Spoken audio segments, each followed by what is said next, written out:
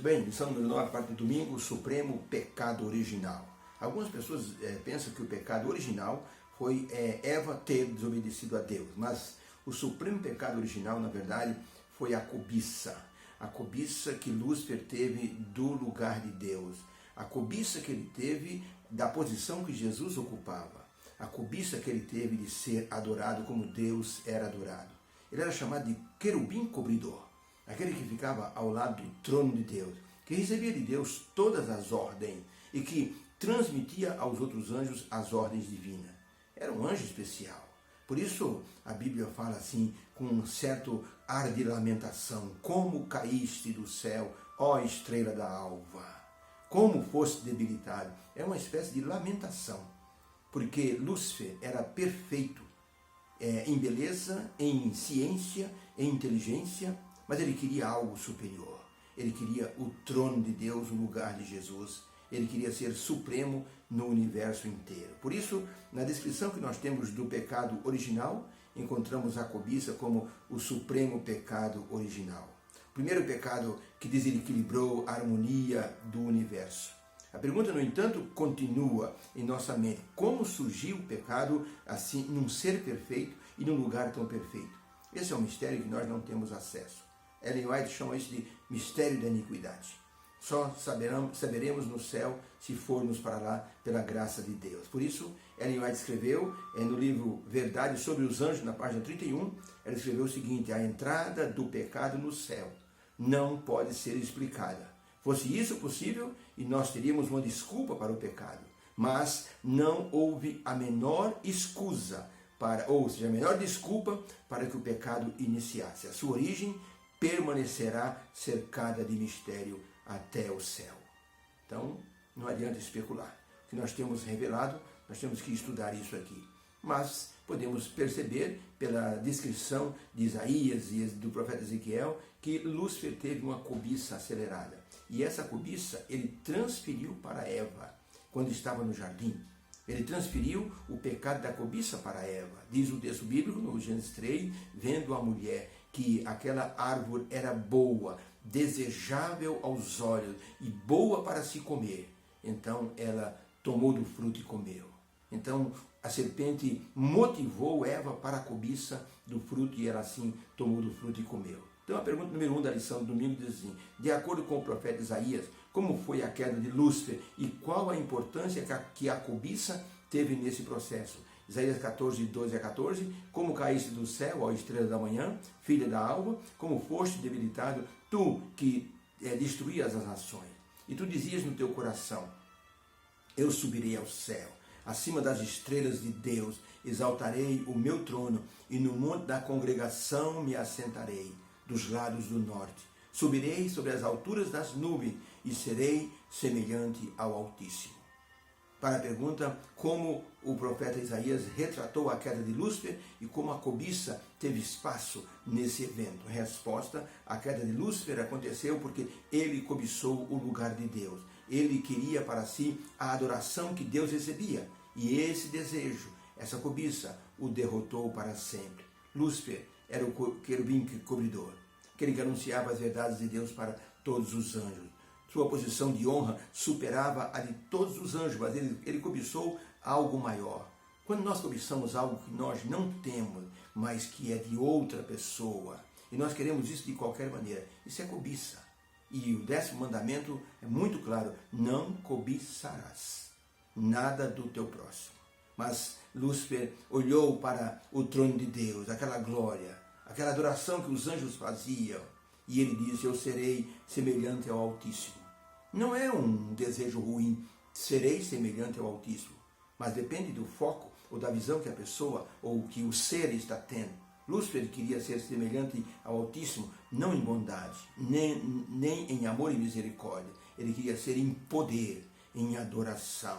Por isso que outro ponto que se salienta nessa história é a cobiça que Lúcifer teve da posição de Cristo. A posição que Cristo ocupava, porque ele se achava mais capaz do que Cristo para desempenhar o papel que Cristo desempenhava. A cobiça deu lugar à rebelião e a consequência foi a expulsão do céu e ser jogado nas trevas. Ellen White, no livro O Grande Conflito, na página 496, ela escreveu o seguinte: as elevadas normas conferidas a Lúcifer, as elevadas honras conferidas a Lúcifer, não eram apreciadas como um dom de Deus e não despertavam gratidão para com o Criador. Lúcifer se gloriava em seu respeito e exaltação e almejava ser igual a Deus em poder. Todavia, o Filho de Deus era o reconhecido soberano do céu, igual ao Pai em autoridade e poder. Por quê? Perguntava Lúcifer, o poderoso anjo. Por que deveria Cristo ter a supremacia e por que, e não ele, Lúcifer, poderia ter essa supremacia? Por que Jesus? Dessa forma, Lúcifer cobiçou tanto o trono de Deus, a adoração de Deus, como a posição de Jesus junto ao Pai. Pergunta número 2. Com o que o apóstolo Paulo comparou a cobiça e por quê? Efésios 5, verso 5 e Colossenses 3, verso 5. Efésios 5, verso 5, o apóstolo Paulo escreveu o seguinte: porque bem sabeis isto, que nenhum devasso, ou impuro, ou avarento, o qual é idólatra, tem herança no reino de Cristo e de Deus. A expressão avarento é o mesmo que cobiçoso, ou dado à cobiça. Colossenses 3, verso 5, o apóstolo Paulo escreveu: mortificai os vossos membros que estão sobre a terra. Mortificai, pois, os vossos membros que estão sobre a terra. Não pratiquem a prostituição, a impureza, a afeição desordenada, a vil concupiscência e a avareza, a cobiça, que é idolatria. Então, para a pergunta, como o apóstolo Paulo definiu a cobiça? A resposta: Paulo comparou a cobiça com a idolatria, pois tira do nosso coração o foco de Deus, o lugar de Deus, e coloca ali um ídolo, que pode ser o dinheiro, um objeto, uma pessoa ou qualquer outra coisa. A cobiça é o pior inimigo da adoração a Deus. Por isso que Deus incluiu no último mandamento: não cobiçarás. Quando a cobiça toma conta do coração, Deus é substituído nesta vida e a pessoa passa a dedicar a vida a algo que lhe chamou a atenção e que se lhe tornou objeto do desejo, de conquista, de consumo, de afeição.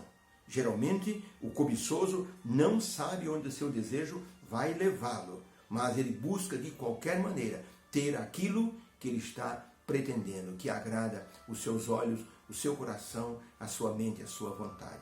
Por isso que a cobiça, ela é tão combatida na Bíblia, é o supremo pecado original. O ministro do Evangelho estava nas planícies do Canadá, quando ele viu uma águia gigantesca subindo das montanhas, com suas penas douradas ao sol. Súbito, a águia parou por um instante planando, olhou para baixo e parece que viu algo que a interessou. E com uma rapidez de um raio, ela desceu de forma assim, como uma flecha. Apanhou algo no chão e levantou o voo. O pastor ficou olhando. Percebeu que a águia levantou o voo, mas em certo momento ela deu uma estremecida e foi baixando a altura, baixando, até que caiu como um chumbo no chão. Ele foi até lá, de carro. Chegando lá, ele viu a cena. Aquela águia cobiçou uma doninha, um roedor pequeno. E quando ela apanhou com suas garras o pequeno roedor, a doninha com seus dentes afiados, fincou-lhe os dentes no coração, de tal maneira que o sangue jorrou abundante e a águia foi vítima da sua própria cobiça. Caiu e jazia morta ao lado da doninha. Por isso, temos que tomar muito cuidado com a questão da cobiça. Deus nos abençoe, para que possamos ficar livres desse malefício que se chama cobiça. Não é fácil, é a coisa mais difícil. Sabe por quê? Porque entra pelos olhos. A pessoa vê, a pessoa contempla. E daí então o pensamento começa a maquinar. O que fazer para conquistar aquilo, para ter aquilo para si? Isso é cobiça. Obrigado, Senhor, pela lição de hoje. O supremo pecado original. Lúcifer cobiçou o teu trono. E o Senhor não teve outra forma senão expulsá-lo do céu.